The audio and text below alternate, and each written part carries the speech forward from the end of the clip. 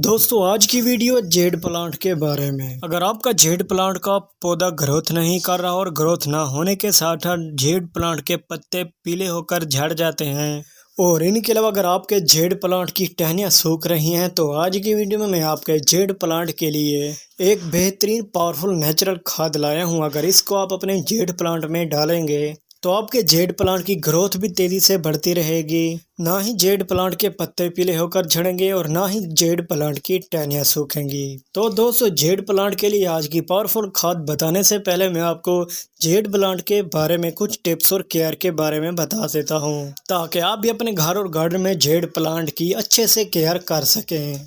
दोस्तों jade plant को आमतौर पर मनी प्लांट या एलिफेंट बुश के नाम से जाना जाता है।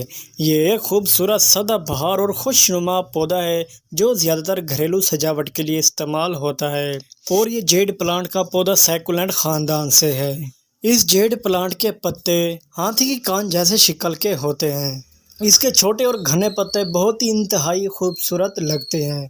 इन पौधों को हैंगिंग टोकरियों में भी लगा सकते हैं, ज़मीन पर भी लगा सकते हैं। और दोस्तों जेड प्लांट के पौधे को मुनासिब पानी की ज़रूरत होती है। जब मिट्टी की ऊपरी सतह खुश्क हो जाए तो आप इसमें पानी डालें।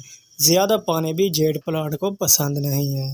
और दोस्तों ये पौधा धूप को भी पसंद करता है, लेकिन बराह रास्त तेज धूप से बचाना बेहतर है। घर के अंदर ऐसी जगह पर रखें जहां सूरज की रोशनी आती हो, जैसे खिड़की के करीब। और दोस्तों इस जेड प्लांट को ज्यादा पानी भी पसंद नहीं होता। सिर्फ तब पानी दें जब मिट्टी मुकम्मल तौर पर खुश्क हो जाए और इसे मौसम सर्मा में भी पानी कम दें। इससे आपके जेड प्लांट की ग्रोथ तेजी से बढ़ती रहेगी और वह सूखने से भी बचा रहेगा।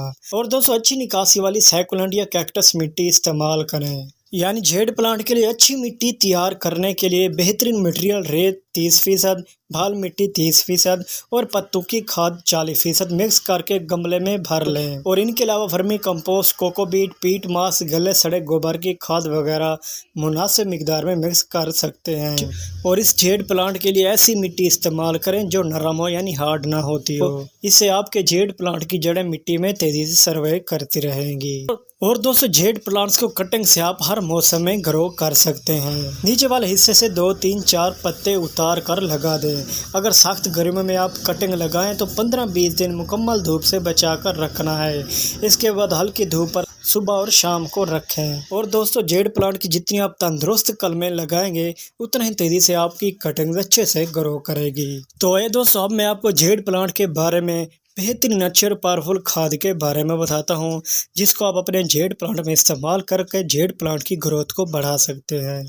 जेड प्लांट के लिए सबसे बेहतरीन पावरफुल होममेड खाद बनाने के लिए सबसे पहले आपने 1 गिलास पानी का भर लेना है। 1 गिलास पानी भर लेने के बाद आपने एक छोटा सा टुकड़ा गुड़ का लेना है। इतना सा छोटा गुड़ का टुकड़ा लेने के बाद आपने इसको पानी में डालकर अच्छी तरह से हल कर लेना है। दोस्तों अब इस पुराने गुड़ की जगह नया गुड़ भी इस्तेमाल कर सकते हैं। अगर आपके पास पुराना गुड़ है तो आप वो भी इस्तेमाल कर सकते हैं। गुड़ पुराना हो या नया, ये पौधों में पावरफुल पेस्टिसाइड का काम भी करता है और खाद का काम भी करता है, जिसको जेड प्लांट और दूसरे पौधों में इस्तेमाल कर लेने के बाद पौधों से अच्छे रिजल्ट देखने को मिलता है। क्योंकि इस गुड़ में पावरफुल न्यूट्रिशन पाए जाते हैं, जैसा कि phosphorus, calcium, iron, zinc, magnesium. जब पानी में गुड़ घुल जाए तो आपने इसे हिलाकर अपने जेड प्लांट में डाल देना है।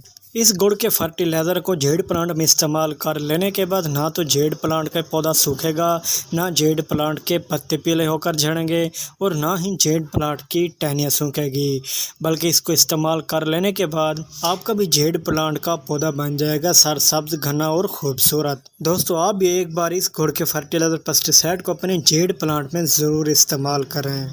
इससे आपको अपने जेड प्लांट से अच्छा रिजल्ट देखने को मिलेगा। उम्मीद करता हूँ दोस्तों आज की मेरी यह छोटी सी वीडियो आपको पसंद आई होगी। अगर आपने अभी तक मेरे चैनल को सब्सक्राइब नहीं किया तो सब्सक्राइब भी कर लें, ताकि ऐसी वीडियो आपको भी मिलती रहे।